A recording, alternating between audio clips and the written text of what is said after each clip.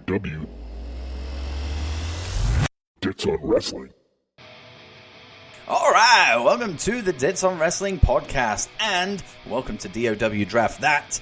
This is an interesting one this week. I was supposed to promote this on Twitter for you guys to vote, as I have done with my previous episodes, and I failed to do so. So I actually gave my opponent this week pick of the topics, really. I gave him pick of the topics. I'm a nice guy like that.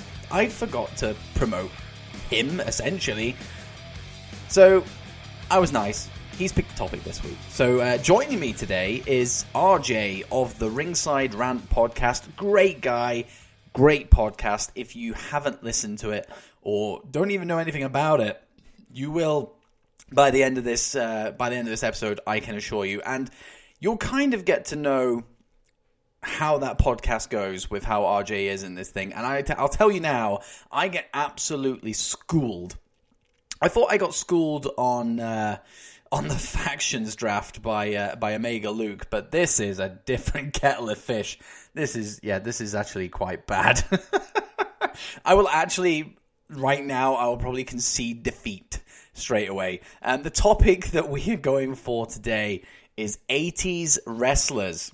That's the one RJ went with. It's as if he knew that my weak point would be 80s wrestlers. I regret putting that on the list that I gave to him. But, hey, I did the best with what I could. And to be fair, I think we both drafted pretty well.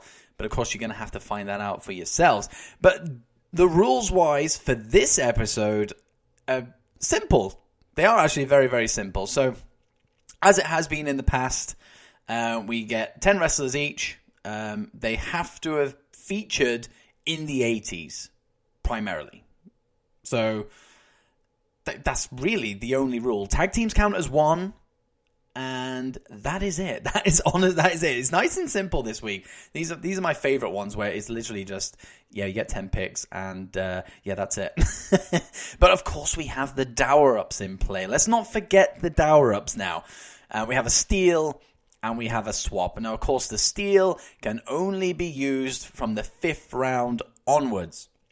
If I like something that he has drafted, or he likes one of my picks in that 5th round, or 6th, 7th, 8th, 9th, or 10th, I can go steal, claim the steal, take his pick, and force him to pick somebody else. Bump somebody up from his reserves. That's a good dower up. It's been featured in every single episode so far, bar the first episode. But I actually used my first dower up in general last week, I believe it was. Or it could have been the week before. No, it was last week, against Josh, with the theme music. I stole the rock from him. And, speaking of Josh, I'm saddened to tell you that he did beat me. So, I'm not doing too well. I am the draft master right now, but I'm not doing too well on my own thecking show. But there you go. We'll live to fight another day, and hopefully I can do something with the 80s wrestler topic that I've got with RJ today. Jesus, just you wait.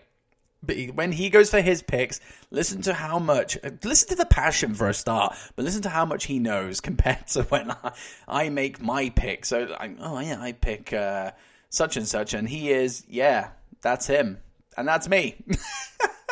It's bad, guys. It's really, really bad.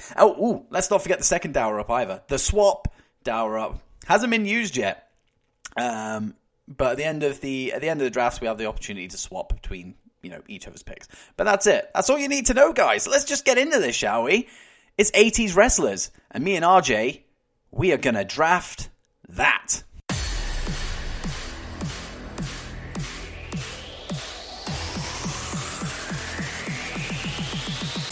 Draft that.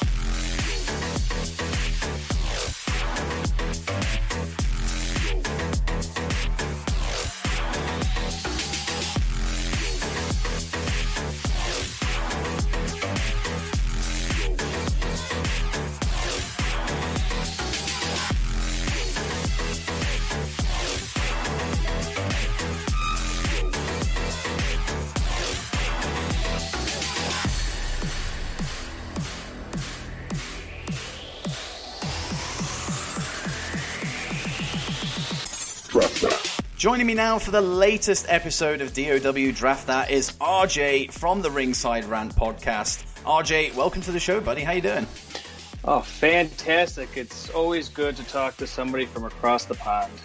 I will take that as a compliment. I know we're not always the nicest bunch in the world, despite the fact we got lovely accents, but don't let that deceive you. All the lovely gentlemen and ladies that I've always spoke to across the pond have always been nice. They may have been putting on a disguise or something, but who knows? For that time, it was pretty good. I'll take it. I like talking to you guys as well because like I get really bored talking to people from England all the time. It's just dross. It's dross. But you guys I love an American accent. I don't know what it is. It's just got like it seems like it has like a purpose to it. It's got like a bit of oomph. Whereas the English one is just like it's just there's nothing much to it. It's something like that. It's probably because I'm used to watching like movies which originate from America. So like an American voice to me is just normality. Whereas if it's somebody from like Australia or something, I have to take a step back sometimes and go, whoa, you're Australian. It's cool that you're Australian, but whoa, that's not something I'm used to. Well, exactly. Yeah. I haven't talked to that. I don't talk to too many Australians yet, but for the one podcast I did do over in Australia, it was fantastic. I mean, they do have some good ones out there. Yeah, more of them tend to be, with all due respect to the likes of Josh and, pretty much just Josh, but yeah, the best Aussies tend to be for me anyways, female. So, but I mean, I don't really want to talk about Josh on this show because he did beat me in last week's episode, and it's crushed me a little bit. It has actually crushed me. I actually genuinely thought I had the better draft, but it seems that Right to Censor didn't go over as well as I hoped. Well, yeah. In real life or on the podcast? On the podcast. But Right to Censor should go over in real life as well. Right to Censor were awesome. Well, you got a little peek behind the curtain on that one. You got to actually know the thought process behind it. But that is true. See, when I put the graphic up, I knew people would look at it and go, Right to Censor, come on. But if you listen to it, I explained it. I explained my pick and the reason behind it, but clearly no fucker listened to it. The 3 people that listen to my show every single week, they understood it, but nobody else. But there you go. I will take that loss on the chin because I have lost 2 other episodes on top of that. So I am actually 3-1 down at the moment. And I have a feeling, coming out of this, I'm going to be 4-1 down because the subject today is the one that you picked. Now, this is a peek behind the curtain. I was supposed to put a poll out for Twitter to vote on, but bearing in mind we discussed this like 4 or 5 days ago before we're recording right now, and I said to you, right, this is what's going to happen. I want you to come on. You pick somebody, I pick somebody, and we'll get a poll out. Blah blah blah, standard stuff. That poll never happened. You made your pick. I chose nobody. I chose nothing. So you get a buy in this, and we've gone for 80s wrestlers. And I know full well that you are going to absolutely school me on this because, wow, I know people from the 80s. I know wrestlers from the 80s, like because they are some big names in wrestling. So if you're a fan of wrestling, you know them. But outside of names, I am fucked. That's the spirit, and now I feel kind of like obligated to actually, go full bore at you. But I'm like, no, I kind of feel a little bad too. But I mean, if anybody's coming on here for like any kind of like factual reasons, they go, 80s wrestlers. I'd love to know a little bit about 80s wrestlers. That's all in your court, I'm afraid, because I'm going to give a name saying, yeah, they were all right, and then go, and into round 2. And let's keep on next and next. It's like The Price is Right. And the next window.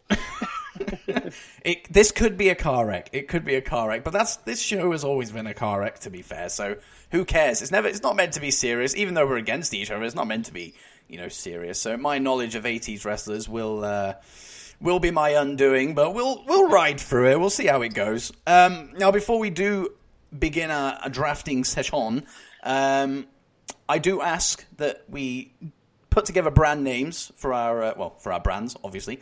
I've gone for something. I don't know if you guys get these over your neck of the woods, but we get After Eight mints here, which are phenomenal chocolates.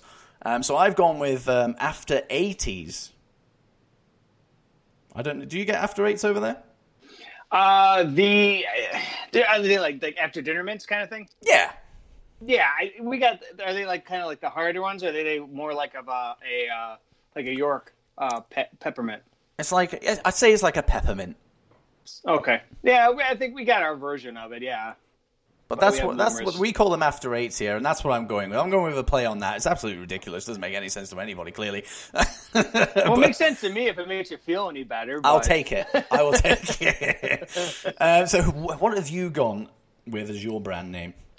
I just said it, and I went with the Magical Voice. The Magical Voice. Just because, the past co-host of mine, Michael Berry, who does another podcast now as well, but he is the golden voice, so I adopted the Magical Voice because I am a announcer for a local independent promotion here, so I kind of adopted that a little bit, so...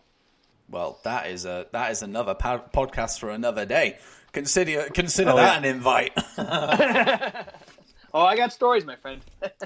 Well, to be fair, anybody that comes on the show, it means that I like you. So you always have an open invitation to come back on, and we can talk about that. But for now, you are schooling me on 80s wrestlers. So, are you happy with the rules before we get into it? Happy with the pick process, the dower ups that are in play? Oh yeah.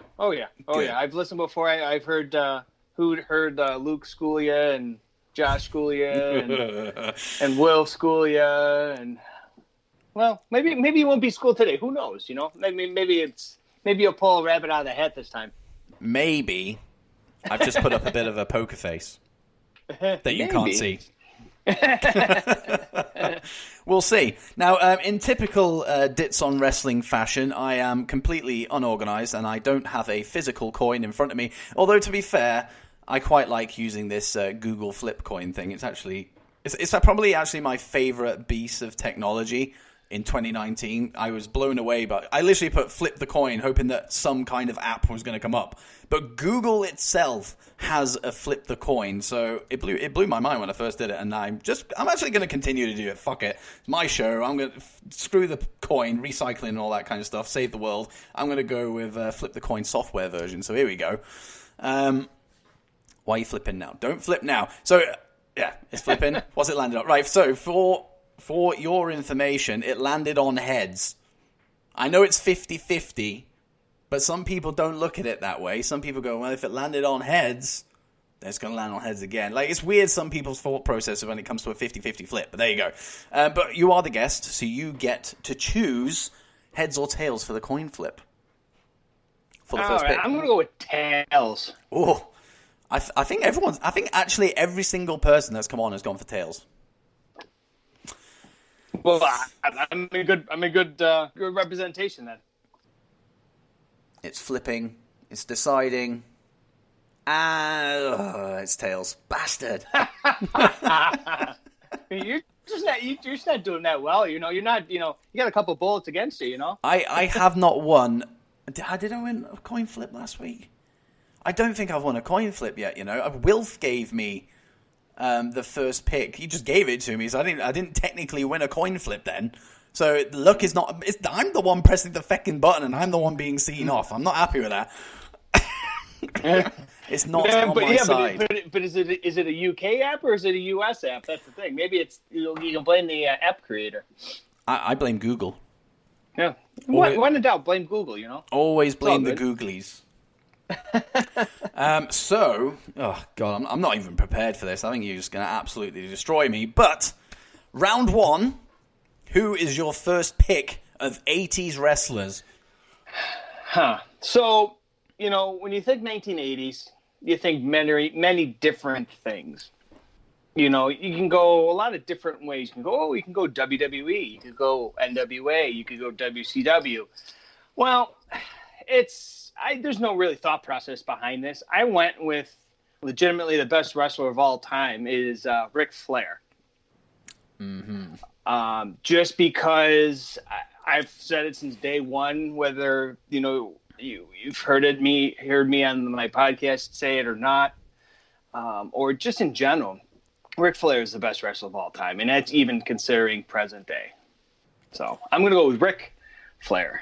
I mean, that's a great pick. That was in my list. I'm not going to lie. I will tell you that. But I think that would be an obvious statement to make. To be fair, I don't know many people who wouldn't put Ric Flair in their top 10. Like, it'd be insane for somebody to leave Rick off a top 10 when you're drafting him. But my only real exposure to Flair was a little bit in WCW in the 90s, and then of course when he came back to WWE and was part of he was co-owner, air quotes, co-owner of WWE, and when he was part of Evolution, and then leading up to his retirement match with Shawn Michaels. Even then, I enjoyed Ric Flair at that point in his career. So I completely missed out anything Ric Flair in the 80s, apart from like a few clips that I've watched every now and then. But regardless, like Ric Flair just has like obviously I know he's not as nimble as he used to be when he was, coming close to the end of his career, but he was timeless. Like, that's the way I always looked at Rick. I always thought, he is timeless. That guy can strut up and down, face plant, do that wicked little flip over the turnbuckle that he used to do. And he just do it so naturally, so easily. It just flowed. And that's Ric Flair. Ever the professional. Bit good you got that. But there you go. So really, I wasn't going to go for him as number one, but you chose Flair, so you've kind of forced me. I kind of forced you to do it, and that's what I kind of wanted to do. And this is a word that's going to come up a lot today, and I always plug him for coming up with it. Strategery is already in play in the first round of picks. Strategery, I actually use that in everyday life now. Strategery. So Anthony Talk stuff. You got to thank him for that. So using a bit of strategery, you've gone with Ric Flair. So in a lot of people's eyes, he is the best wrestler of all time. That's what a lot of people think. But my first pick is somebody who is also sometimes regarded as the best wrestler of all time. However, I think people look at him in a different kind of scope, because this guy had a more mainstream appeal outside of wrestling. And I think you already know what I'm going to say, so I'm not going to drag it out any longer. Like I wasn't really a big fan of him, but it was actually this guy that got me into wrestling when I stole my granddad's tapes of his a compilation of his matches. So I've never been a real big fan of this guy, but I have to absolutely destroy my mic then in protest. I'm actually picking this guy. Well, maybe you shouldn't then. Maybe I shouldn't. But no, I am going to. At the end of the day, if I didn't watch this guy, maybe I wouldn't be as into wrestling now as I would be. So Hulk Hogan is my first pick. Yeah, but see that was the thing. I was kind of very contemplating. I was going up in the air about it. But if I didn't pick Ric Flair, I don't know what I would do. But Hogan, to me, if you want to watch wrestling, anybody that ever asked me, okay, what one wrestling match of all time should I watch if I've never watched wrestling before? And I say, okay, well, there's 3 matches between these 2 guys that you can watch. Any one of them is fantastic. I put them back to the Ric Flair, Ricky Steamboat in the late, in the late 80s here. And that's wrestling to me. With Hogan, I'm like, okay, well, wrestling, okay, sure, fine.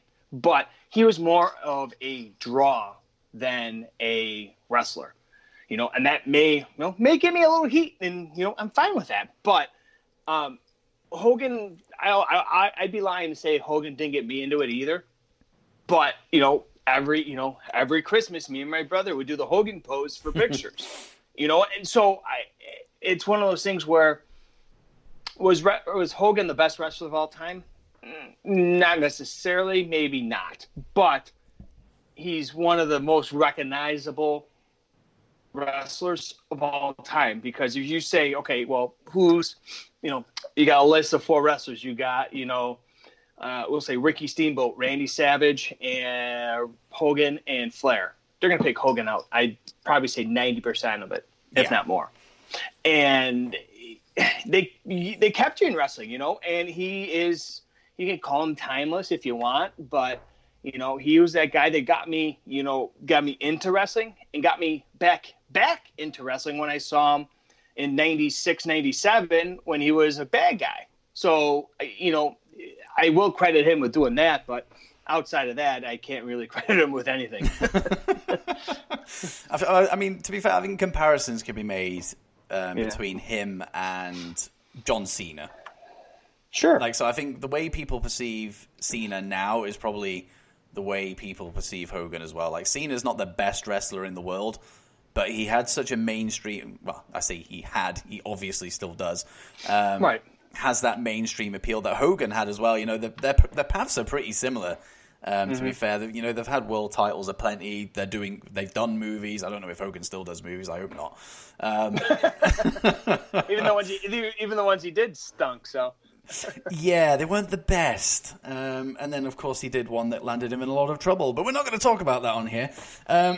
He got money out of that. What the hell? Why not? That's true. That is true. He did make a fair penny, to be fair to him. But you won't see me doing that to make any money anytime soon.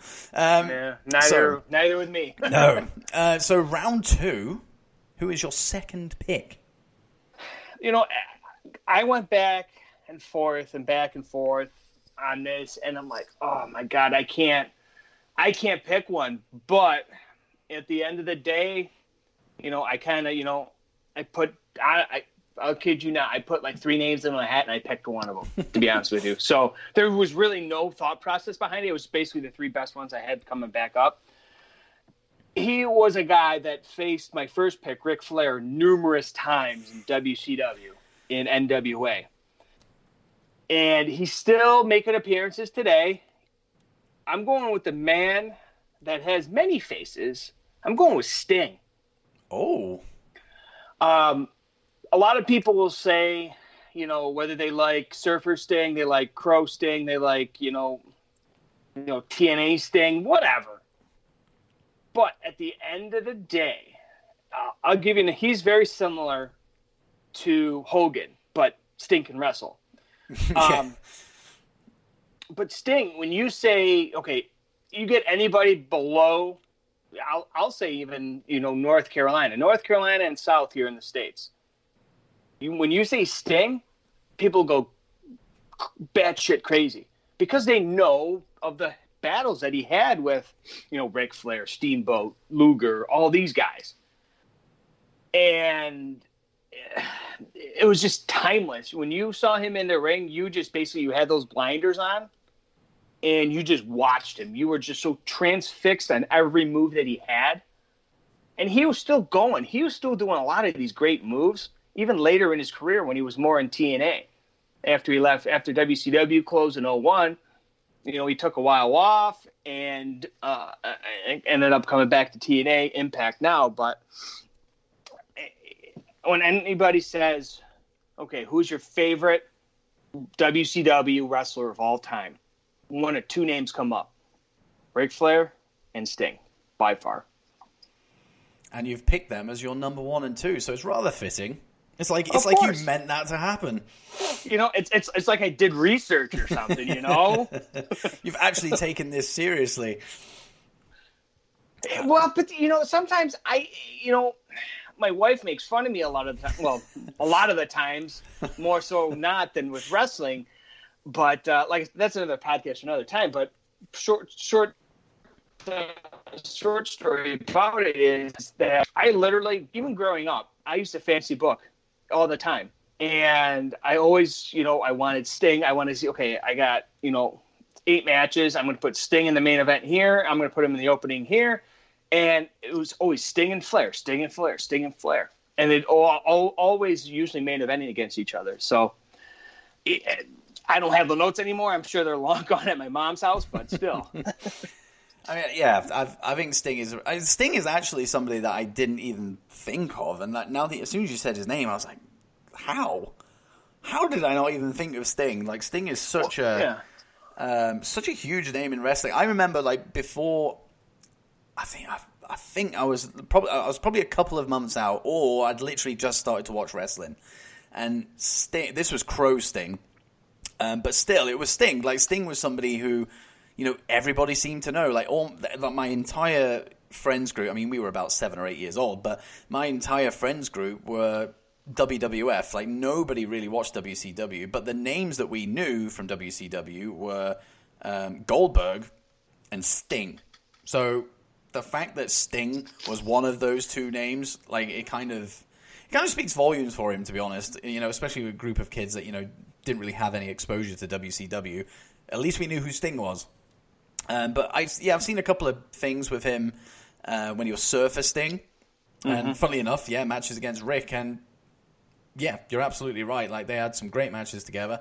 And a lot of people prefer Surfer Sting over every other gimmick that he had. And I can see why, because, you know, he's great.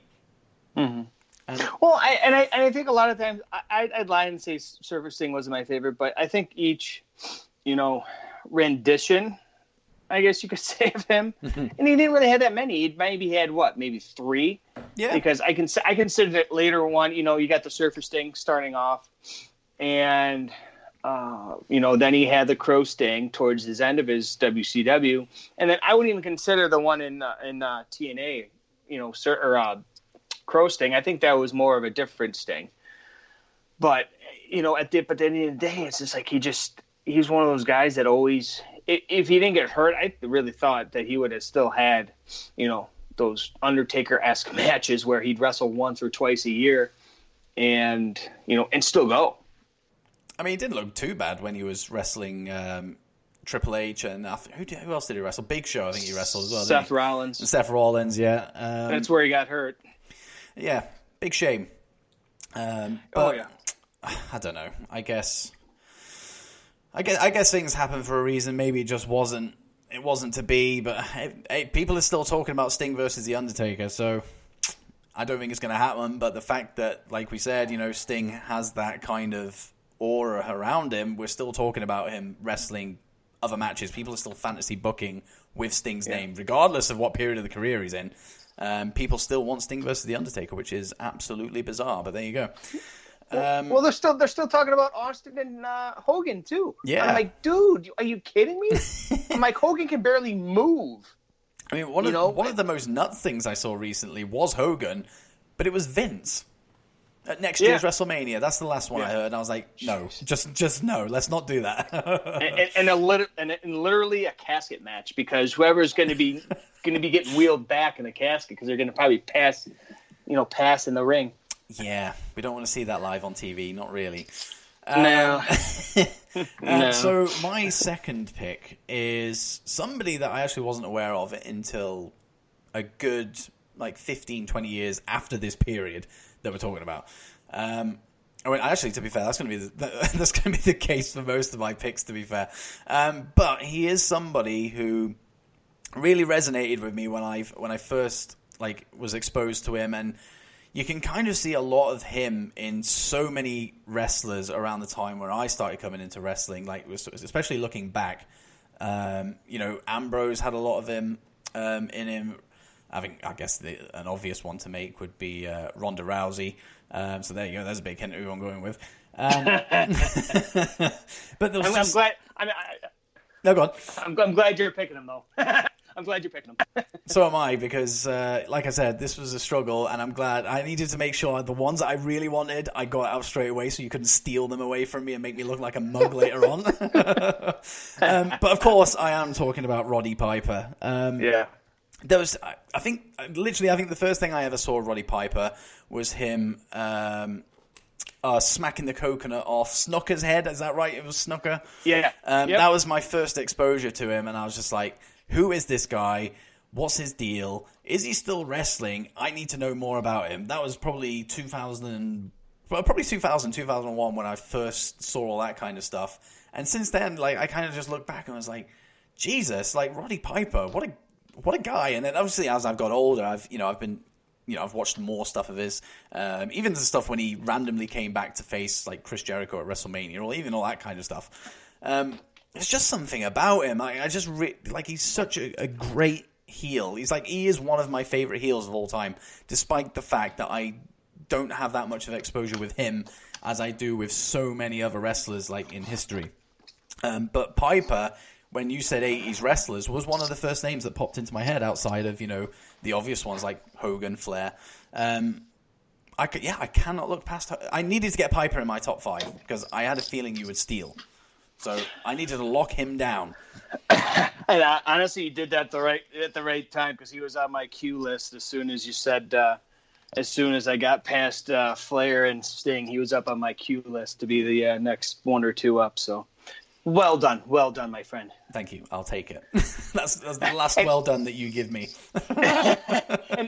and side note on that, I'm glad you brought Piper up because he was. I'm looking at it right now.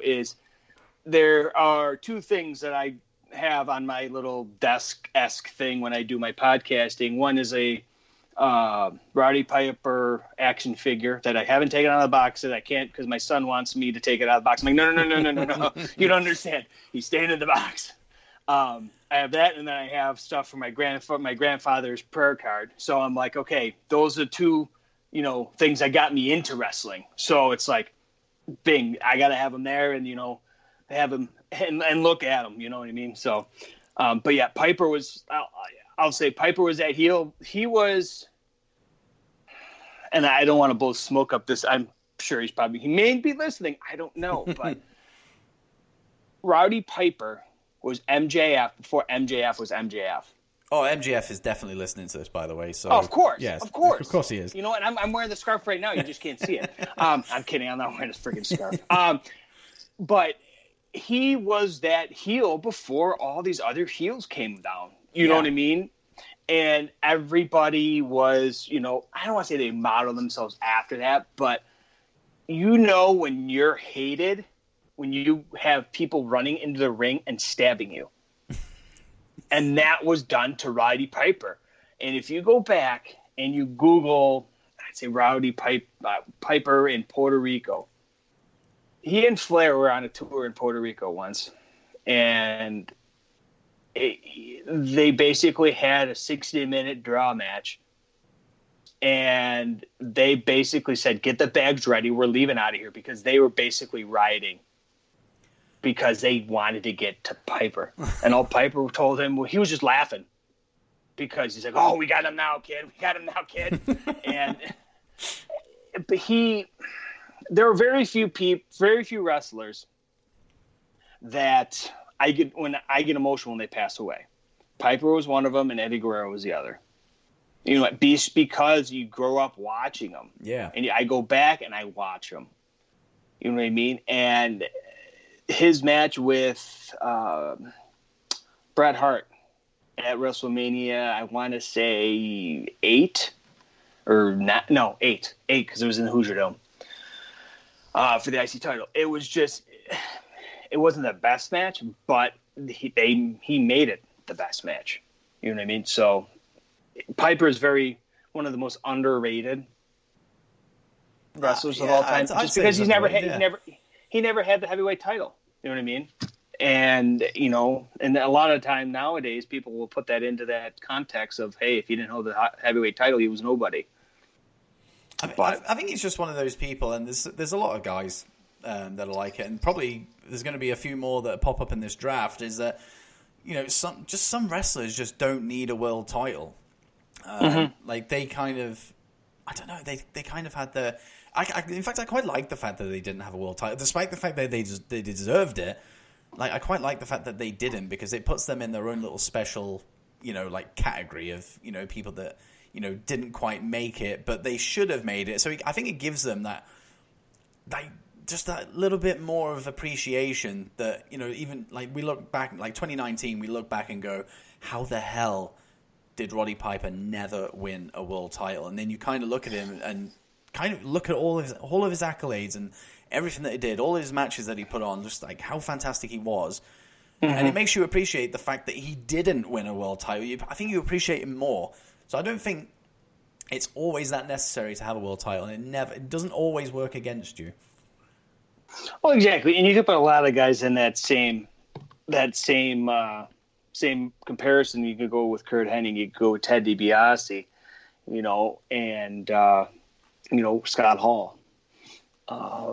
But it's just, that could be another show for you right there. Yeah. Underrated wrestlers, draft underrated wrestlers. There you go. Signed, sealed, and delivered. Add that to the list. I'll accept payments later when you get, those ratings back. So, round 3, who are you going with? All right. Well, who do I have? So I have Sting. I have, correct, this is the third round? Third round, yeah. Okay. So those are 2 WCW guys, right? Most notably known, NWA. So I'm going to go with a guy next that was more of a WWE, WWF guy. And this gentleman, one of the best careers of all time. He was an Intercontinental Champion. He was a Heavyweight Champion. He was the WCW Champion. And he was a man that could be very well liked and be very well hated at the same time. He also has a brother that was a genius. And if you don't know that already, I'll kind of ease it into. He is very commonly, impersonated very often. Ooh, yeah, dig it, brother. Ring Savage is my third pick. And that was absolutely terrible. I apologize to everybody that just had to listen to that. But Randy Savage, man, he's another one of those guys that got me into wrestling along with Hogan. The battles that he and Hogan have, I still go back to this day and watch WrestleMania 5 when the mega powers explode. That was, if you wanted to see a specific wrestler to tell a story in the ring, Randy Savage was one of those few guys that could do that.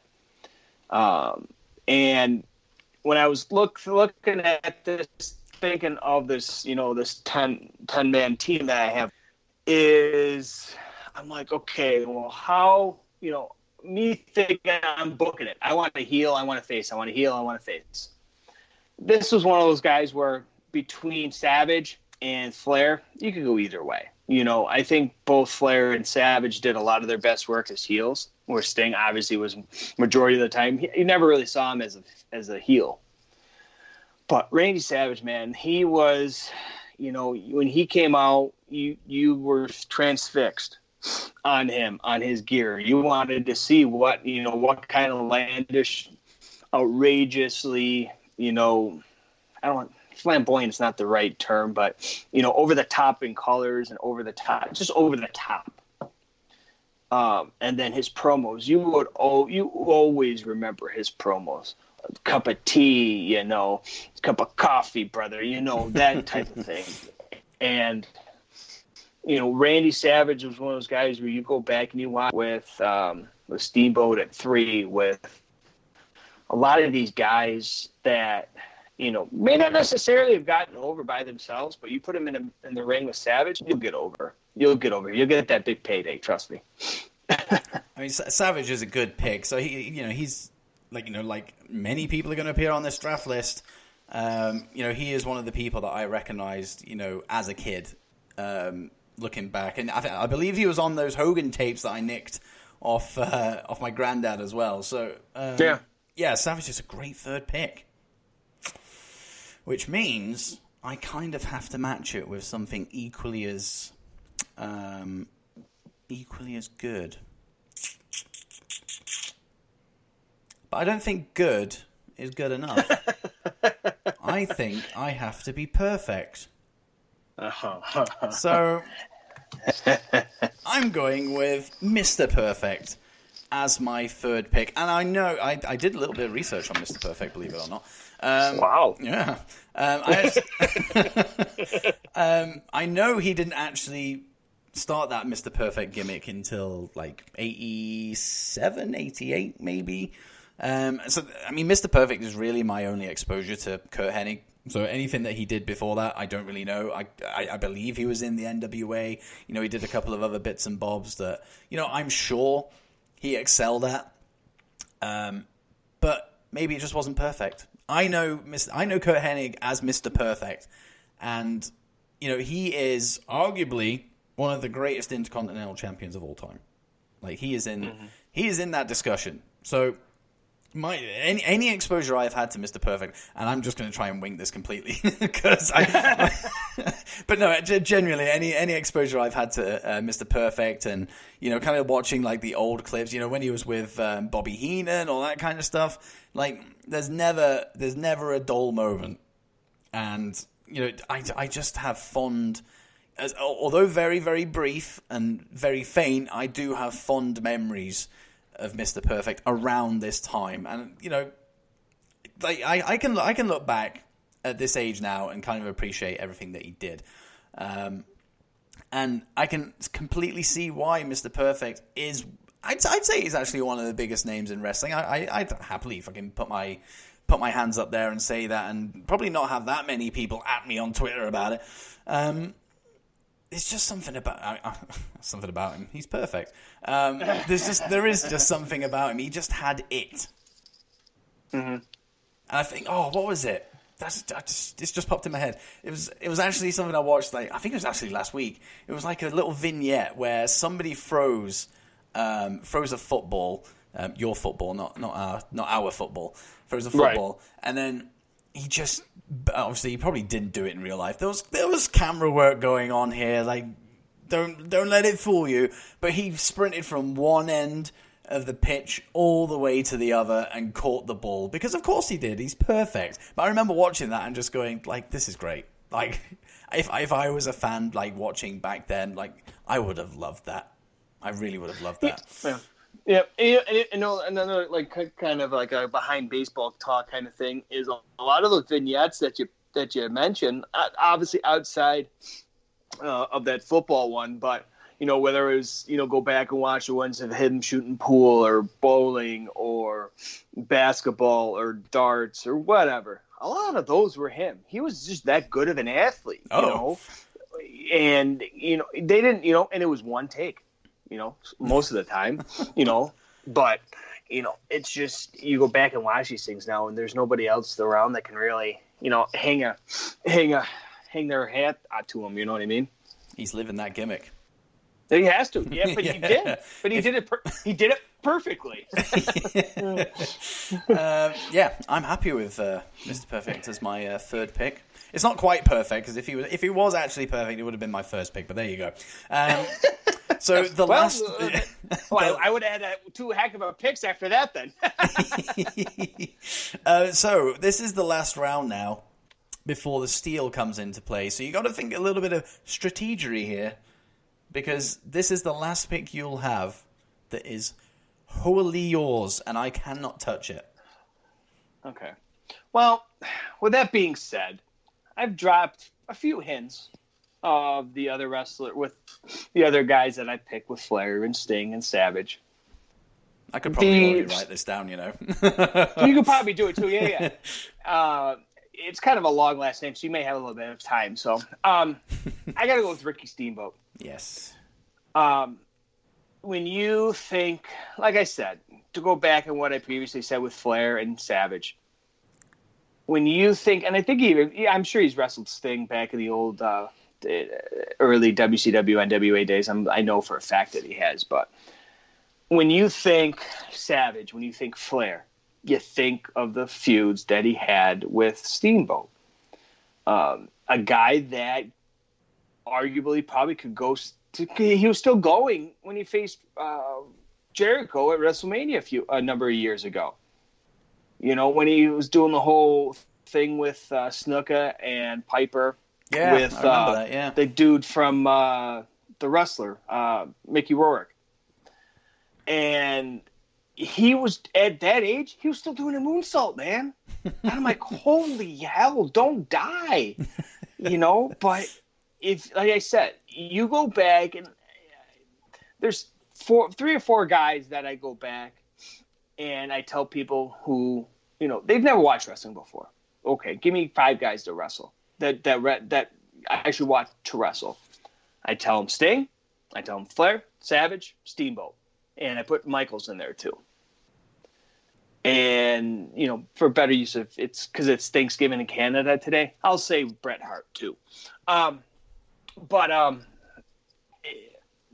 Steamboat was, you could put him in along the same lines as as Piper too, where he was one of the most underrated wrestlers, of all time. He didn't hold the WWF title, heavyweight title. He held the Intercontinental title.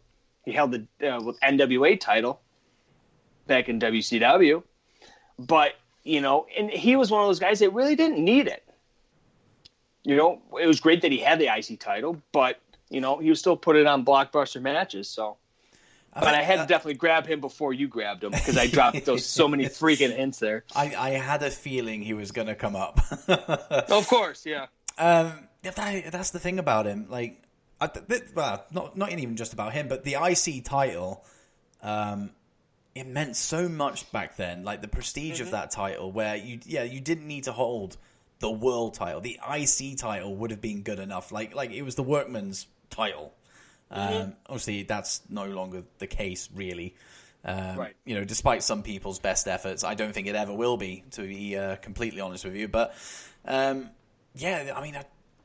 think back then, if you had to draw the comparison, you'd have the world title, and then you'd have the Intercontinental title. If it was 2 brands, you'd have the world title on one show, and you'd have the IC title on the other. As they kind of similar standing, but obviously not, in the eyes of fans at the time. But looking back, we know full well that the IC title meant a hell of a lot to a lot of people, and the IC title is something that most people didn't need any more than that. The IC title meant that much that winning the IC title was perfect, which falls back to Mr. Perfect.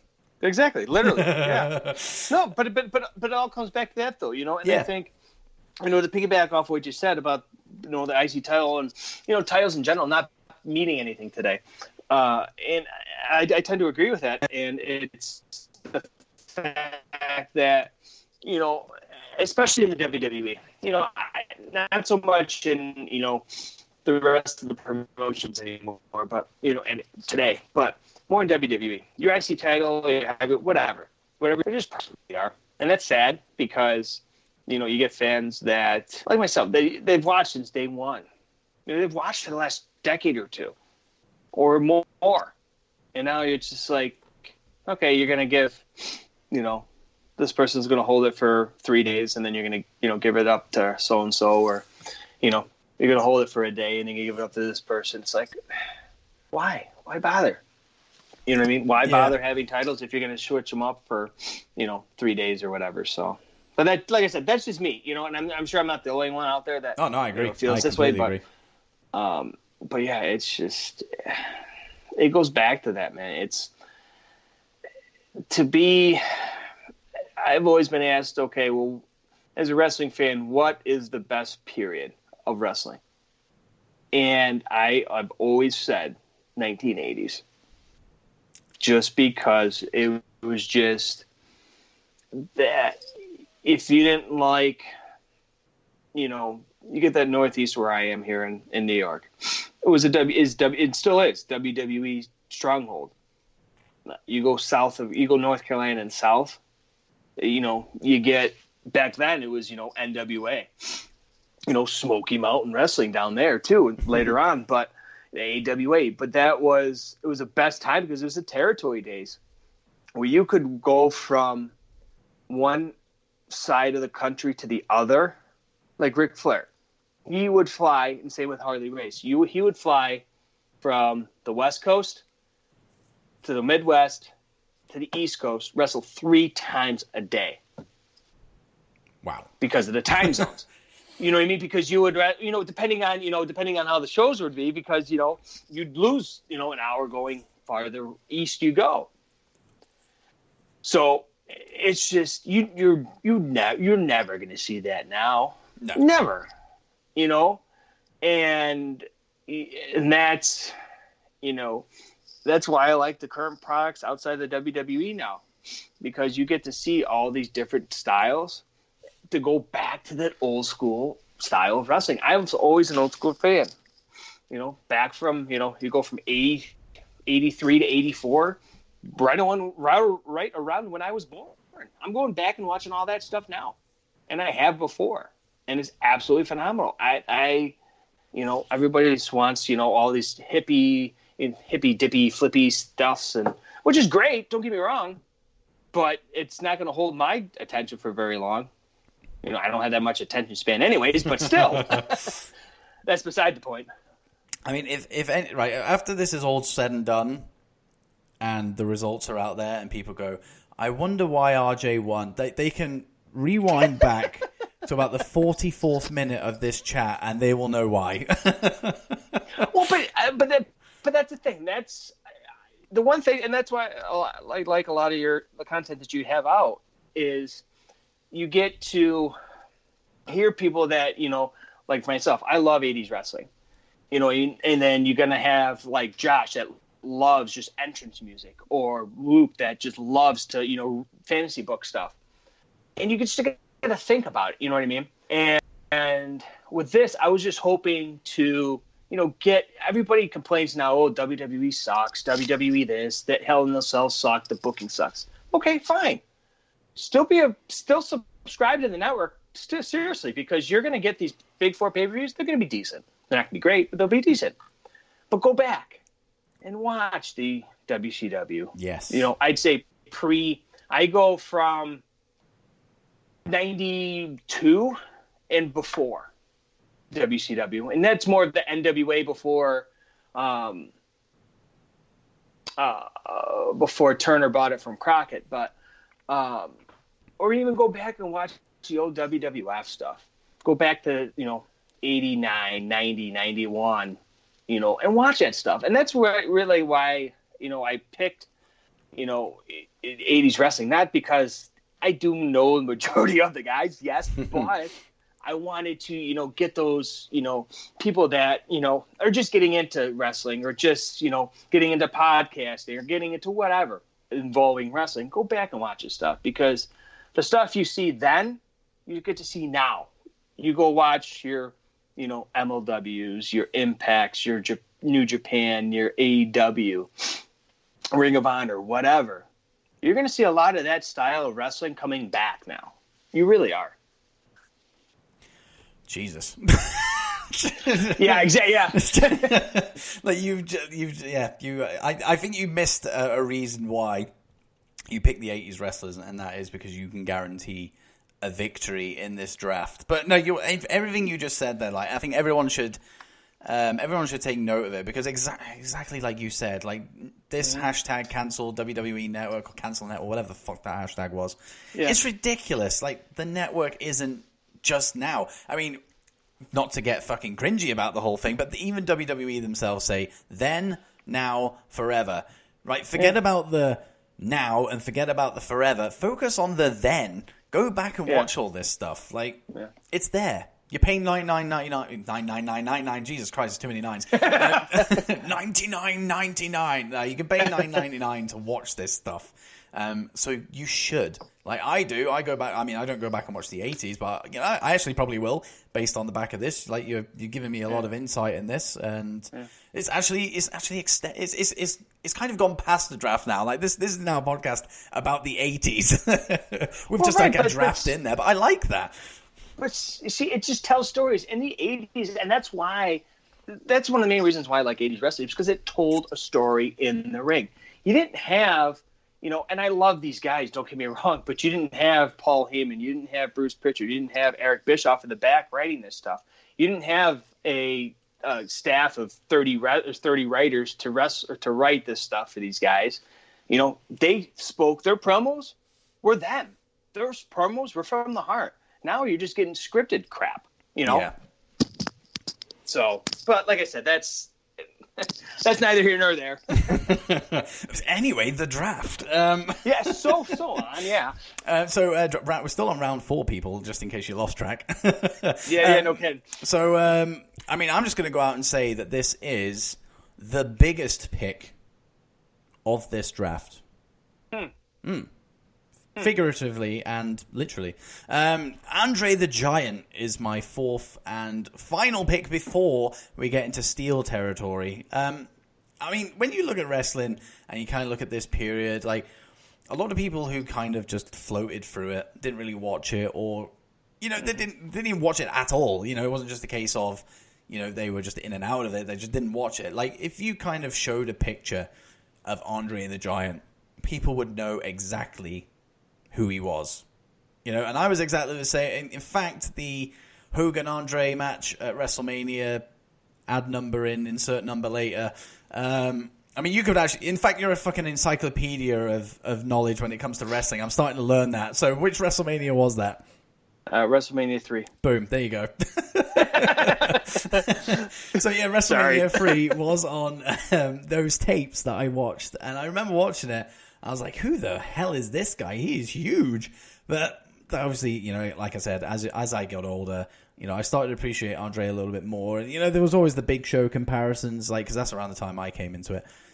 You know, everyone kind of, you know, obviously the Big Show was known as the Giant in WCW, so there's a direct comparison straight away. But when he came to WWF/WWE, like, the comparisons were still being made. It was just a little less obvious. But I always knew who Andre was. Always knew who Andre was. I know that despite the fact you've got your big shows that are around. I mean, that's probably really it. Really, in terms of, I'm not going to drag the Great Khali in there. I won't insult Andre the Giant like that. But of course, you know, big men on. You know, they're not rare. You do get big men in wrestling, but I don't think anybody will ever be on the level of Andre the Giant ever, and that's why he's my 4th pick. No, absolutely right. You know, and it was along those same lines as, yeah, he couldn't wrestle, but he didn't need to. He was the boss. Yeah. You know what I mean? You try to mess with him, you know, but, you know, he was that draw, you know, and there's a reason why, you know, Hogan got as big as he did. And that reason is Andre the Giant. After WrestleMania 3, Hogan blew up. Yeah. As far as, you know, mainstream media, mainstream wrestling. He blew up. And, you know, he's even said it, that he pays a lot of that to Andre, because Andre didn't put anybody over unless he wanted you to get over, or he saw something in you. And he's, you know, and he legitimately saw something in Hogan, obviously, because Hogan, you know, got bigger, you know, literally. Yeah. And, but yeah, that was, Andre's one of those guys, whether you liked him or hated him, you respected him. Yeah. Whether it was fan-wise or whether it was one of the boys or whatever, you respected the man, because he didn't have, you know, he even went over to Japan. Christ, he flew over to Japan, for God's sakes. You know, and yeah, that was, it's probably not the most comfortable flight. No, not by any means. I can tell you that right now. Freaking hell, I just snorted like a pig then. I didn't hear anything, I swear. Oh well, I've just kind of made it known now. So yeah, that's on me.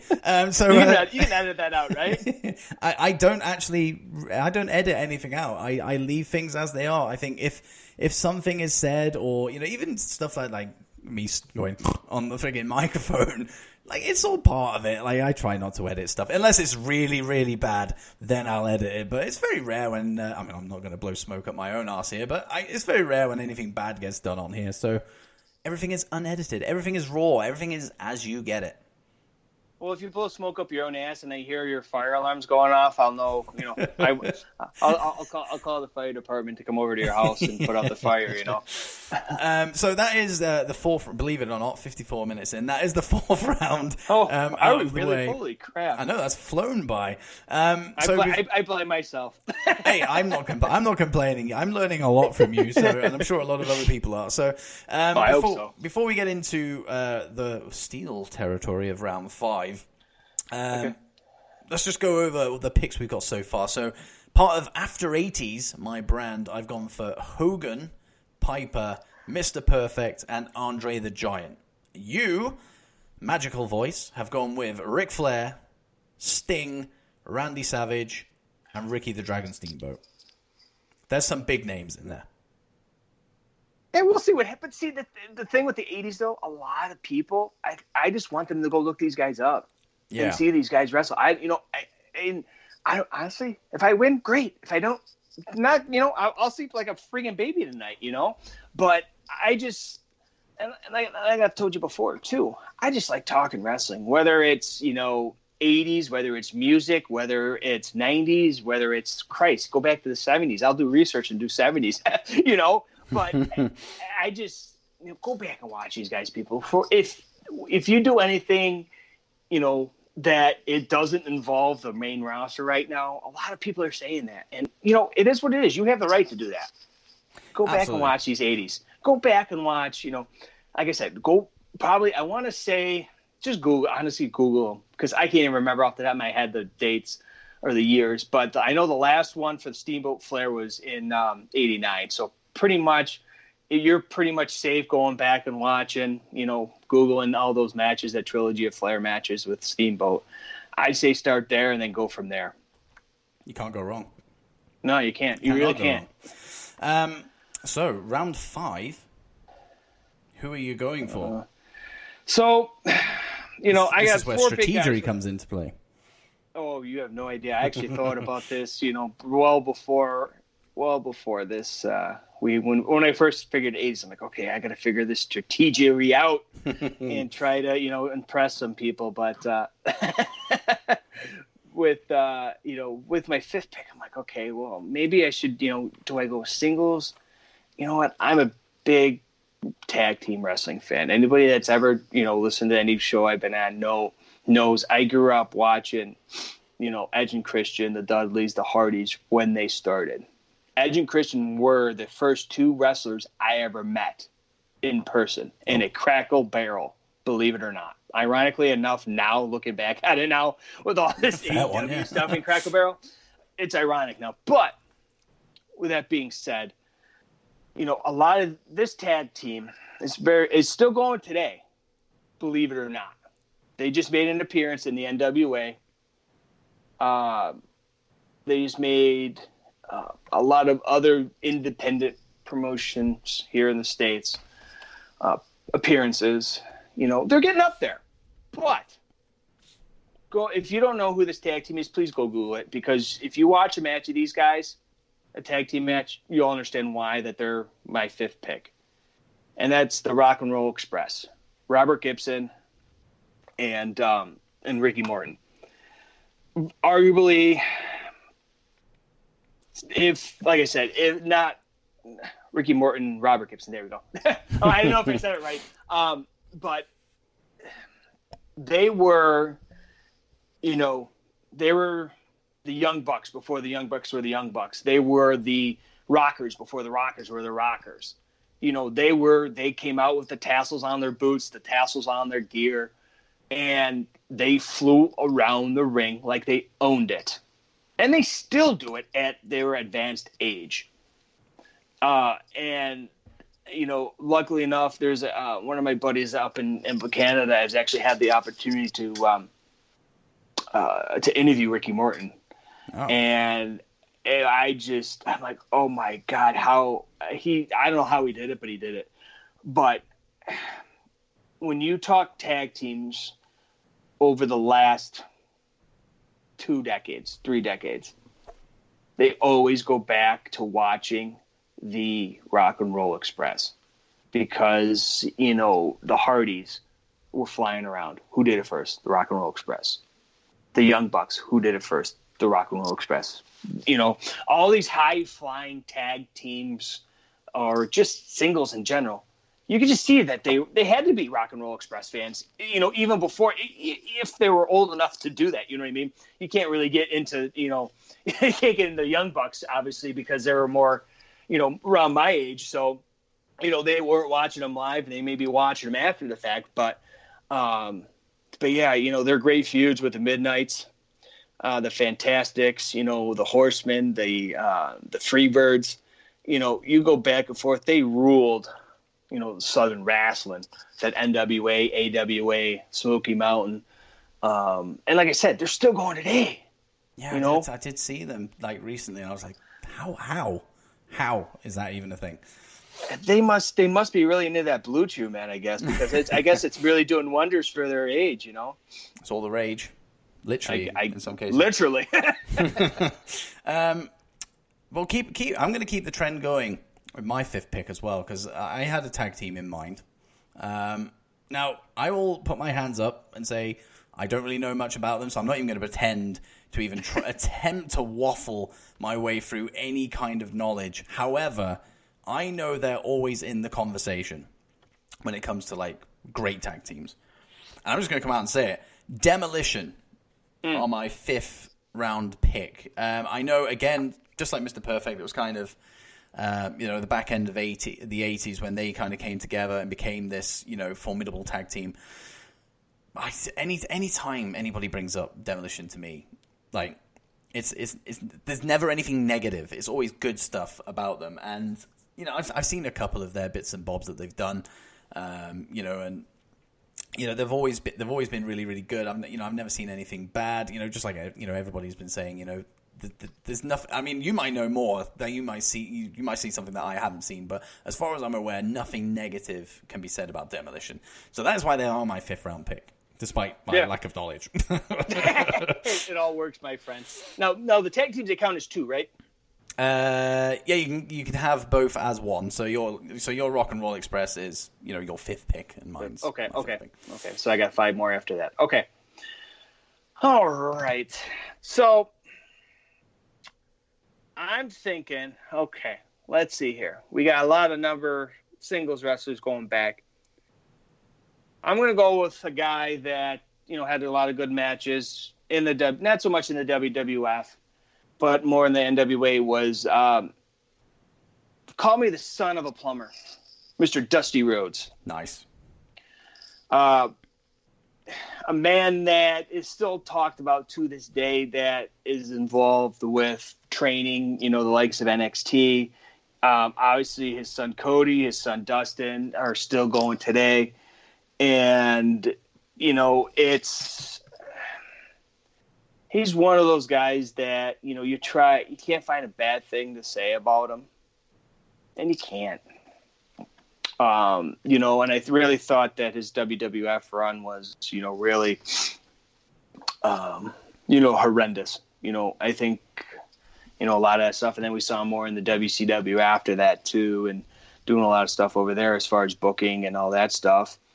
But, you got to have those guys that, like a Sting, compared to a Sting. I'm not comparing them to each other, but you got to have those guys that will, bring that emotion out of you, and he did that. Yeah, and I think I only like with regards to like WWF kind of things. All I remember is I don't really know the story behind it, but I remember seeing something like Vince kind of put the polka dots on him as a way to kind of bury him. Like that's kind of like the story that I have in my head. I don't know whether it's true or not. But he kind of made it his own, and kind of like it was kind of like a middle finger to Vince. He's just like, yeah, you're gonna put polka dots on me and make me look ridiculous, but hell, people still love me, so up yours. Right. No, exactly. And I guess when people think of Dusty Rhodes now as well, like when any wrestler's doing like tributes to Dusty, it's always the polka dots. Yeah, exactly. But that's the thing, that a lot of people will always remember him for that. They won't go back, they won't go back and watch the stuff that, that really made him famous was that old school stuff, like I said, with Flair and Magnum and, Tully and all those guys. That really made him, put him on the map. Yeah, See, this is the thing when it comes to 80s wrestlers as well. Like, I just wish that I was around at that time to like enjoy it more, like enjoy it like in the moment, because I think you were. I think it's just natural. You just appreciate it more when you're like living in that period. I just wish I did, like, because it's, like, I mean, the people we've named already. There's some huge names in there that I just wish that I could have experienced, like, just everybody else, like, at that time. Just, like, it was like kind of when, I mean, the comparison for me is, I mean, not even The Rock, because I didn't really, I loved wrestling, but I didn't get it. So I think around the time where I was getting it was when Brock came in, and when Brock came in, I was like, fuck, this guy is something else. Like, and that's really, that feeling I had of him coming through, like, that was at the point when I kind of like, I was in the know with wrestling and all that kind of stuff. And when he came in, he was legit, like, he was awesome. Like, just everything about Brock was just fantastic. And it annoys when people criticize Brock now. It's kind of like, well, have you looked at his older stuff? Because he was amazing. Like, he did a damn sight more than F5s and German suplexes. Like, he was incredible. And that's really the comparison I made. Like, the feeling that I had when Brock came through is the feeling that I wish I could have experienced with, like, Flairs, Hogans, Stings, Savages, all them guys. Exactly. But hey, I will never get that. But I have the WWE Network to go back and look at such things. There you go. Ooh, now here we go. This is where it gets tough now. See, Dusty was on my list. Strategery needs to come into place. It's fickle, isn't it? Right. Okay, right. I've got him. I've got my number 6 pick.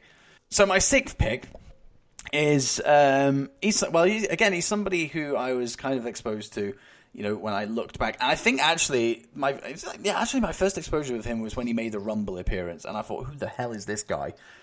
But then it was kind of dawned on me it kind of didn't dawn on me, it was told to me that he was the longest reigning Intercontinental Champion of all time, which is nothing to be sniffed at.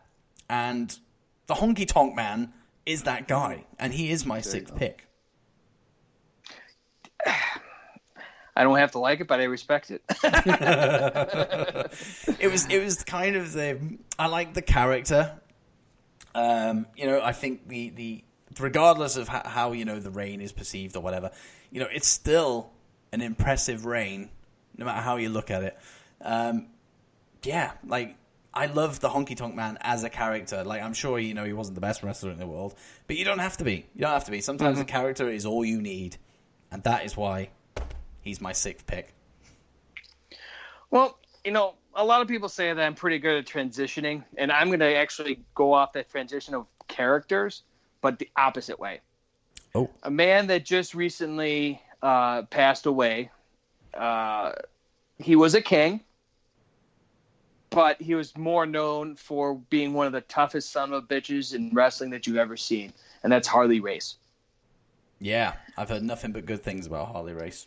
When you go back, when he cut a promo, you listened. He didn't yell. He didn't have to yell. He basically looked you dead in the eye, and if looks could kill, he'd be in jail right now as a serial killer, because he would just looking at you. And, you know, the common thing that you've heard on my picks is Ric Flair and Harley Race. By far, you go back to the 84 or 83, 84 Starrcade. Steel cage match, Ric Flair, Harley Race. Both of them bled like stuffed pigs. But they told the story. I need to go back and watch that. So, yeah, I'm pretty sure, I want to say it was 83. But you go back and you watch that, holy crap. You know what I mean? And it was a longish match, but it's worth it. Go back and watch that, people. You've heard that a lot. Like, go back and watch this stuff, because it's the foundation of what you watch today. Mm-hmm. It really is. It really is, though. Yeah. I mean, you could even look back at the 70s saying that's the kind of foundation for what we watch now. But I think 80s is when it really became like mainstream. Like people talked about wrestling in the 80s. And, you know, so many influences come from the 80s as well. So, you know, people, you need to go back and watch. If RJ hasn't sold it enough yet, then there is no hope for you. That's the spirit. So round 7, who is your pick? I'm eyeing up a steal here. That was my 7th, right? Was it? It was Harley Race. Yeah. Oh, sorry. Shit. Fucking hell. Right. Whoa, there you go. Harley Race. Friggin'. See, I get so drawn into you talking about stuff that I've completely fucking just gone off. Right. There we go. Round 7. There we go. Harley Race. So my round 7. Oh. And see, here is a recurring pattern that we've come to so far, is that this is somebody who hasn't won a world title either, but is also somebody that doesn't need to wear that world title around his waist. Again, a character, like, oh my god, like if I actually didn't pick this guy, my mother-in-law would kill me, because when it was found out that I did a wrestling podcast, she was going like, Jake the Snake. And that's all she ever talked about. It's as if it's the only wrestler that she knows. So I'd feel bad if I didn't pick Jake the Snake as my 7th pick. But there was just something about Jake, the Snake coming out. I remember as a kid just like, oh my god, like, who is this guy? Coming to the ring, what is in that bag? The first time I saw it, I was like, what is in that bag? Boom, Snake comes out. I was like, what?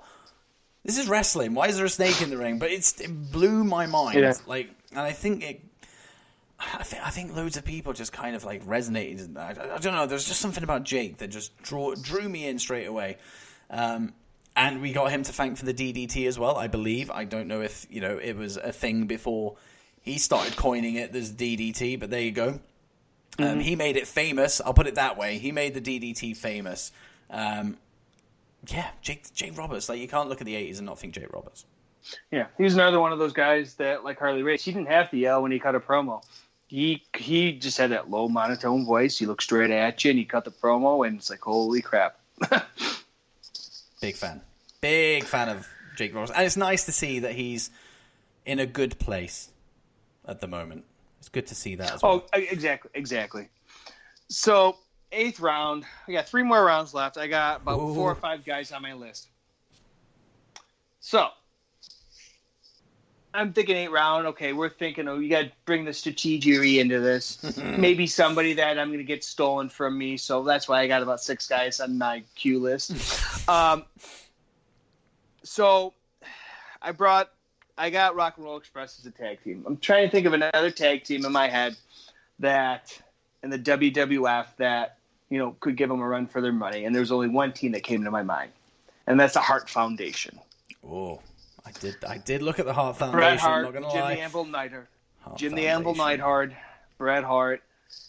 There's not much that hasn't already been said about these guys that, you know, nobody knows. A lot of people know about the Hart Foundation, and there's no doubt about it that they definitely give the Rock and Roll Express a run for their money. So when I went back and was looking at like the research for this, the Hart Foundation came up, and I was like, they weren't the 80s. Behave. And I actually looked into it, and they were. Like, I was just like, in my head, they were just 90s. Yeah. So they were more of the late. They started about 86, 87. Yeah. And as far as big mainstays, you know, in the WWF, you know, you go back and you will watch them at that. I believe it was 87 was right around WrestleMania 3 or 4. So, but yeah, they weren't the Hart Foundation that they obviously, you know, came to be, but, you know, they were more of that mid to late 80s tag team. And they were great. I love Bret Hart. I love Jim as well. And yeah, like you said, like, I mean, the Hart Foundation, it laid the foundation of what they would later become. But yeah, absolutely great pick for your 8th. And this is where I'm starting to struggle now, because I only have 3 names left. I have 3 spots left. But it's looking rough. It's not good. And I'm honestly, I'm actually going to go with this because he, in my head, and when I kind of recall the first match I ever saw, and I'm 90% sure it was this. Hulk Hogan, who I've already picked, versus Big Boss Man at a wrestling event. I can't remember which one it was, but in a steel cage match. And it was the old, like, steel cage where it was like there was huge gaps in the cage. It wasn't like just like everything, like the steel, like so close together, like and linked and all that kind of stuff. It was just like a big square. And it was blue, big blue squares. And I remember watching that. I'm pretty sure it was the first match I ever saw. Pretty sure it was. I remember watching that. I was like, who is this guy? Like, and I don't know. I just really like the Big Boss Man. I loved what he became as well when he got rid of like the security guard outfit kind of thing and went with like the black SWAT outfit. He was the Shield before the Shield was the Shield. Like that exactly. That attire, that look. The Big Boss Man, he stood out to me. He did. And because he was, I'm sure, 90% sure, he was part of the first match that I ever watched. I have to go with the Big Boss Man. I can't argue with that. That was one of the guys that I grew up watching too. You get in those early to mid 90s, he was that staple in WWF.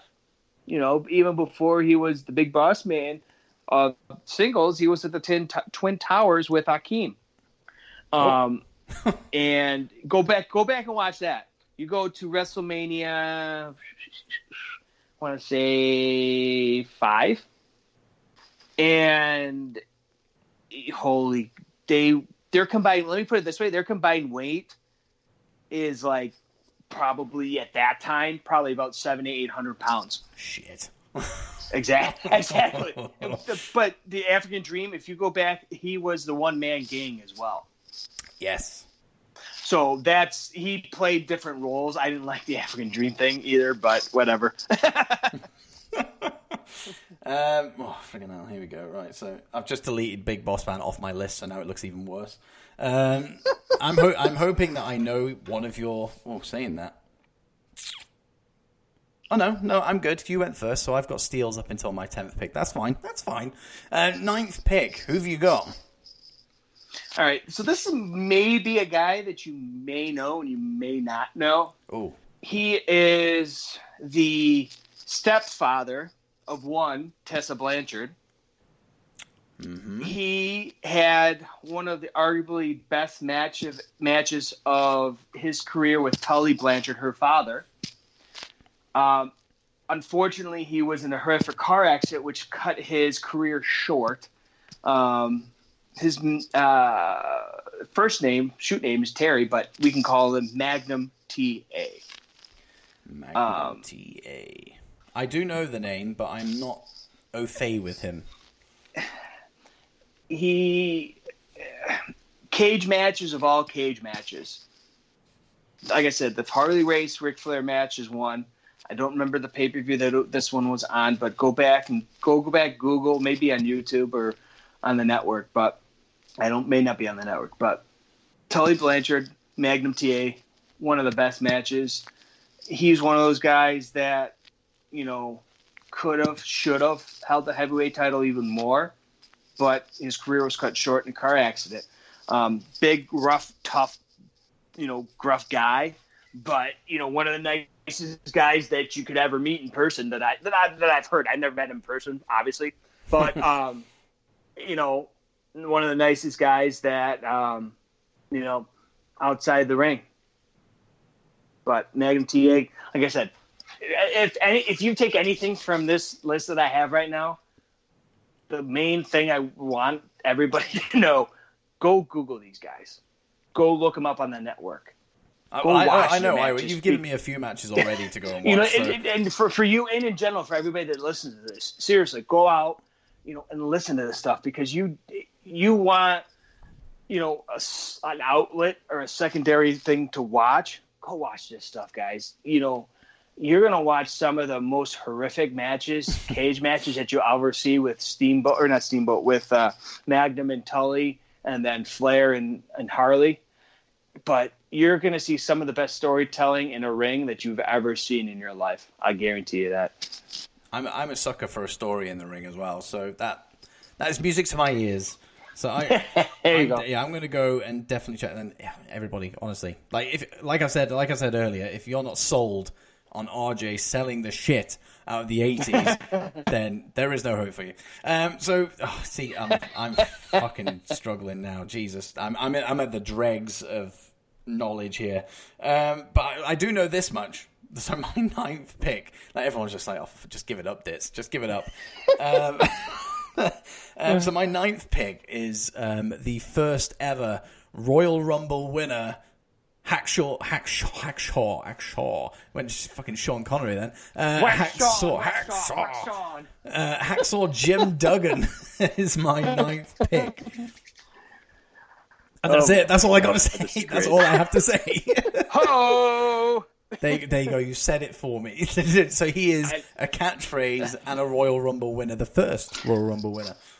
So, in interesting side note, I'll make this as quick as possible. But when I first started watching wrestling, the thing that got me into wrestling was my grandfather's uncle. So I guess it's my great uncle would send me little newspaper clippings from. He lived in Flushing, New York, down in New York City. And he'd send me little articles, and every single article had Hacksaw Jim Duggan on it.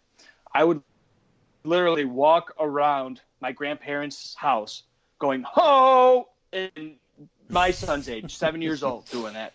And it was just, that'll always stick with me. I've met him personally, Hacksaw, nicest guy in the world. And hopefully I know he just had heart surgery, so hopefully he's doing a lot better. Yeah, somebody I spoke to recently said they'd been lucky enough to meet Jim, and yeah, they've got nothing but nice thing to say about him. And I think that is the general consensus. To be fair, even when you look at its like interviews or how he is now, I think generally, people are pretty favourable when they talk about Jim Duggan. I don't really, like I said, I don't really know that much about Jim Duggan. I'm not going to lie, but to be the first Royal Rumble winner, he's always going to be the first. Yeah. So that's good enough to be in my top 10. He's perfect. Well, he's near perfect. He's married. Yeah. That's another podcast for another day. So I don't know if you realize this, but you can no longer steal one of my picks. But to be fair, why would you? Because you've got a pretty damn good 10 so far. So it's all part of I'm so strategically planning this. It's all that strategy. And if you can't see me now, I'm like doing the whole things with my fingers. But no, yeah, it's all good, my friend. So 10th and final pick, which is still a steal for me, by the way. Who is it? So, like I said, big tag team wrestling fan. I got two tag teams on here. I'm going to make it a third. When you think 80s tag team wrestling, you think of the Rock and Roll Express. Another thing that you think about is the Midnight Express. Bobby Eaton, Stan Lane, and yes, Jim E. Cornette. If you were not sold with Stan Lane and Bobby Eaton as wrestling, you absolutely hated the Midnight Express because you hated Jim Cornette. So, like I said, people still do. No, they still do. Like I said, go Google them. If you don't know who the Midnight Express is, go Google them. I'll let you see for the. I'll let you see for the for yourself. So here's a bombshell for you. Out of necessity, I am deploying my steel dower up on the 10th and final pick. I am stealing the Midnight Express from you, my friend, because I'm running. I've out of names actually. Well, I had a feeling you were going to do that. Yeah. So you used strategery. You did use part of my diabolical plan. But at the same time, like every draft I've done so far, my 10th pick has always been like brilliant. My 10th has always been brilliant. The Midnight Express are great, but I think the fact that I stole on the very last pick keeps that tradition going of the 10th pick being the biggest pick of mine per draft. So, hell, I'm going for it. I'm going with the Midnight Express as my number 10 as a steal. which means you are without a 10th pick once more. So who are you going to have to fill that gap now that I've stolen away the Midnight Express? So I'm still going to go another tag team. I told you I had like 3 other teams on my hit list here. Well, not hit list, but I'm going to go with the Fabulous Freebirds. Ooh. So you think, okay, who the hell are the Fabulous Freebirds? Holy shit. Okay, first of all, why don't you know? Because you got to go with the old Michael PSA's doot. When you think of current wrestling, you look at teams like the New Day, a team of 3. What do they call it? The Freebird rule. Mm-hmm. This was one of those reasons. You didn't know who you were going to get. You could have any combination of Michael P.S. Hayes, Terry Gordy, Jimmy Garvin. You had Buddy Roberts there earlier, but mostly it was Michael Hayes, Terry Gordy, and Jimmy Garvin. Absolutely, phenomenal wrestlers. They sold it. They were hated in the South. They were so hated, they came out with the Rebel flag on their shoulders. They had Rebel flag painted on their face. This is in the 80s, people. You didn't do that. You can't do that now. But, Fabulous Freebirds, I have, Freebird by Lynyrd Skynyrd. That was their theme song. Oh, or excuse me, not they later on, once they got to the WWF, but they actually had the Bad Street USA that Michael Hayes actually sang. And you kind of like get rid of that out of your mind a little bit, but yeah, go back. Like I said, I can tell you the reasons why as much as I want, but go back and Google these guys. Seriously. And that is a great final pick as well. And I think I actually would have I would have rather have stolen the Freebirds rather than Midnight Express, which means you've used some strategy because you knew I was going to steal. It's not part of my plan. You read me. You saw through my poker face, what you can't actually see. My audio poker face. Well, they are the 10, but they are not quite locked in yet because we do have another dower up in play, which nobody has used so far. We have the swap, of course. Now, if there's anybody in your list that you would happily swap for somebody in my list, would you do that? Or are you happy with your 10? I'm happy with my 10. I'm happy with my 10 as well. So the swap goes unused once more. In fact, I think the next draft, I said this last draft actually, but I think the next draft, I'm going to swap that. Well, swap it, there you go. I'm going to change it up a little bit. It will remain the swap, but I think we'll have the opportunity to go back and use one of our reserves and take out one of like the last 5 picks or something like that. That way the swap will probably be used a lot more. He says. There you go. See, on the fly, I'm just coming up with this shit. So, that is the 10 locked in. Oh my god, there's some fucking great names on here. A little rundown of the final 10. So, after 80s, my picks, I have Hogan, Piper, Mr. Perfect, Andre the Giant, Demolition, the Honky Tonk Man, Jake the Snake Roberts, Big Boss Man, Jim Duggan, and Stolen, the Midnight Express. Do you have yours in order, or would you like me to reel them off? I got them right here, my friend. Go for it. I have Ric Flair, Sting, Randy Savage, Ricky Steamboat, the Rock and Roll Express, Dusty Rhodes, Harley Race, the Hart Foundation, Magnum TA, and because you stole my tag team, I have the Fabulous Freebirds as my 10th. Not that I'm disappointed by any means, don't get me wrong. That's 20 great picks. Yeah. I think you can easily say that. And you especially, as you are like an encyclopedia of 80s wrestling knowledge, like there's 20 great picks, but there's so many other people that could have been picked. But that's the thing. That's the thing. You can go back, and I could, not to pat myself on the back, and that's not why I'm saying this, but I could probably have gone back and even with yourself to go back and you could come up with another 10 or come up with another 5 that could be make it to 15. Yeah, absolutely. And that's what makes your show so interesting, so fun to listen to and to interact with, because a lot of this stuff too, last week's show with Josh, I did too. You know what I mean? Because I went back and actually and did the show myself, and did I don't have it anymore because I got rid of it, but the entrances, and that's interactive, man. Yeah, thank you. And that's, some of these drafts as well, they can be revisited. With other people. Oh yeah. Obviously, I won't give them out as options just yet because then you'll have like 3 weeks of 80s wrestlers in a row, or 4 weeks of the Attitude Era, and that just gets a little bit boring. But I'd love to revisit 80s again when I actually have a little bit more knowledge on it. And I'm not going against you. I ain't going against you again, with 80s. Fucking you. I ain't been squashed twice. I refuse to be squashed twice. But that is. That was actually really. I actually learned a lot from that draft, which is nice. I like having conversations where I learn stuff, and I'm sure the people listening will be in the same boat as me.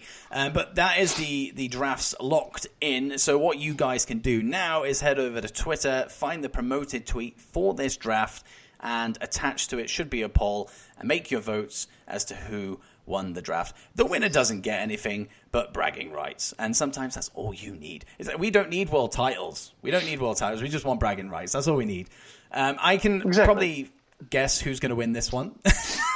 Well, you're winning hands down, Dits. Come on, man. I could just fix it, to be fair, and just go, well, fuck the poll. Like, I'm the draft master. It's my show. I win. But I'm not that guy.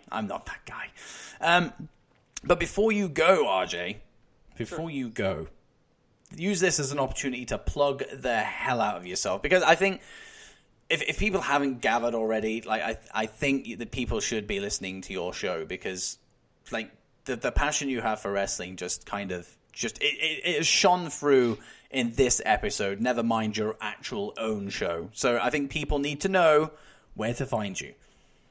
Well, I appreciate it. Like I said, it's been a pleasure. Like I said, definitely dig what you're doing with the show. Happy to be on. But yeah, and you will be back. You will be back. Well, I appreciate it. I really do. And I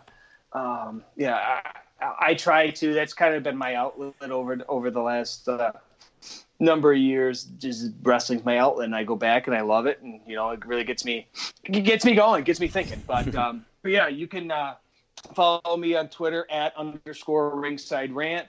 You can follow me on Facebook at facebook.com/Ringside Rant, all one word. And then even on Instagram, you can follow me at Ringside_Rant there as well. I do interviews. We're actually switching it up a little bit. We came out with an episode today with myself and 3 other gentlemen. 2 Travises. The only way we tell them the difference is one's Canadian, one's American, so we call them Canadian Travis and American Travis, as well as Justin Davis, who's here in the States as well. That's down the highway for me here. So we actually released an episode today. So if you're not, upon listening to this, go over and listen to it after you listen to this, of course. We released a episode where we break down what if Bret Hart never left. Each of us gave our own different scenarios on what we think or what we would wanted to have seen the company do. Who we put them against, kind of fantasy booking, but still kind of a what if factor about it. But on top of that too, that's going to be, hopefully that'll be an every other week kind of thing, as well as in the off weeks I'll have interviews as well. I just released an interview last week with Bryson Scott, who is a U.S. Army veteran that uses wrestling as a coping mechanism for PTSD, severe depression. So if anybody out there listening to this now that doesn't feel right, depressed or what have you, PTSD or whatever, talk to somebody, the ultimate sacrifice, the ultimate conclusion is not the way to go, seriously. And, listen to that episode. He gives a lot of good pointers, a lot of good, ways to cope with things, as well as, his wrestling career, is kind of taking a snag now. We just found out he has to have surgery on his knee. He's got a torn ACL and PCL, so he's going to be out for a number of number extended period. So keep them in your thoughts, because obviously it's not going to be an easy recovery. So, but yeah, so go over, follow me on social media, and we got a lot of good stuff coming. And it's always a pleasure to come on other content creators, other podcasts, and talk some wrestling. Absolutely, and please do go and follow Ringside Rant, people, because I mean that's just, you've sold a lot during this episode, but yeah, the round table that you just did, that's on my list of things to listen to over the next week. And being in the military myself, that the interview that you did there was, that kind of speaks to me. So just go and check out all of Ringside Rant stuff. Go and check out all of RJ's stuff, because he's a good guy, if you hadn't gathered already, and he puts out good stuff every single week. So if you're not listening, you're missing out. And of course, you will hear RJ on this show again in the very near future. I can more or less guarantee it. I'll make sure to. You can pick it next time. I won't pick it next time. You'll give me that. Give me some I'll hope. give you that. But no, thank you very much, RJ, for coming on, and I look forward to having you on again in the very near future. Anytime. Thank you very much. So remember when I said I was going to get absolutely schooled, or that I was getting absolutely schooled? Yeah, that was it right there. I just got taken to school by RJ on 80's wrestlers. God. But of course, you guys get to decide who drafted the better brand there. So was it me, the draft master, or was it RJ of Ringside Rant? You guys decide. Obviously, go and check out the promoted tweet for this episode. There's an attached tweet to it. That's where the poll is. And make your votes. I think you've got about 4 days from the day this episode drops. So, if you are listening to this, way past, its release date, then the winner will already be decided and revealed on the next episode of DOW Draft That. And I assure you, this next episode is going to be fantastic. I'm working out who the guest is going to be, but I can tell you now, it's a good guest. I know that for sure, because I wouldn't have rubbish people on my guest list. Of course I wouldn't. Who would do that? No, it's going to be good. It's going to be a good draft. I don't know what it's going to be yet. I don't know who it's going to be with, but these things have been really, really fun. And I hope you're enjoying them as much as I am enjoying putting them together for you. And it gives me an opportunity to talk to so many people, within wrestling Twitter or other podcasters. It's a joy. It's an absolute joy for me. And by the way, before we start taking things home, I just want to apologize for the connection issues during that interview. I forgot to mention it in the intro, but I'll do it now. At this point, you're just like, I've already endured it, so I don't know why you're even telling us now. It's too late. Now, there were issues with Skype cutting off every now and then. I mean, it didn't really affect it. I was kind of listening to it. I was like, oh God, is this going to be usable? But I think it probably only made up about 10-15% of the draft. So it's all good. It's all good. So if that was a nuisance for you, I do apologize. But you still, I could understand what he was saying as it was going. So you obviously didn't understand that, but I understood what he was saying. Maybe I'm just mental. I don't know. But guys, this has been really, really fun. But that is all we have time for today. Really, really fun draft. They always are, as I keep saying every single week. This is so fun for me to do. It's kind of a little bit of a flip on my weekly show. And speaking of weekly show, it was revealed on Twitter, or even on episode 24 of the podcast, that we are now moving to Sundays. The weekly show is on Sundays. A little bit of a change up, featuring new stuff. I'm not going to go into it here. If you want to find out everything that's going on, go and check out episode 24 of the DOW Pod. It's all in there. Really, the big thing coming out of it is that it is now moving to Sundays and featuring some new content and a little bit of a new feel. I'm looking forward to it. I like the fact that I can record on a weekend. That makes me feel comfortable, to be honest. It makes me feel a lot more comfortable knowing that I don't have work the next day. And I always record late. As you guys know, I'm a night owl. I always record late. So having a weekend and a day off the next day is refreshing. Absolutely refreshing. So that episode will drop on Sunday. October 20th, I believe. So keep an eye out for that. And in order to ensure that you do not miss that episode, make sure that you subscribe to the podcast on Apple Podcasts.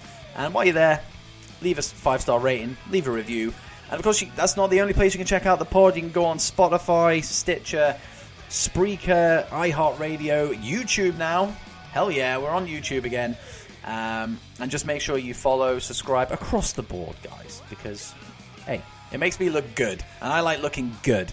Alright? I know I have one viewer, but one viewer, if you are listening to this at this point, hour and 45 minutes into this, just subscribe. Come on.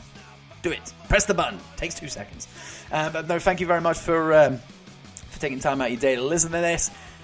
Oh, the next draft's going to be good, guys. Next draft is going to be good. But on the road to the next draft, we, of course, are making a stop off at the weekly episode on Sunday, October 20th, episode 25 of the DOW Pod. Oh, exciting times. I will see you there. Ciao, ciao for now, guys.